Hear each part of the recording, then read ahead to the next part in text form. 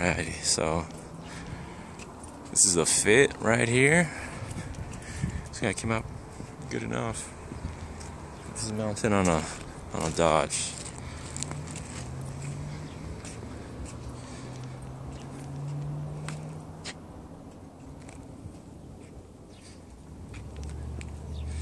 And it looks like it did fit. So I cut off a couple of inches because it was 65 inches. Yeah. And I went down to 63 just in case, you know, because the last one I made, I had to, I guess, take off these what do you call these, the angle iron, Yeah. and move them down a little more. Okay. So the last one I made was my first one, but so it came out, I had a little bit of warpage. You can tell right here. I'm sure it could be fixed, you know. Yeah.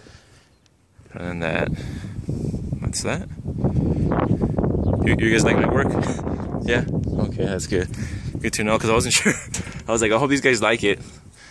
So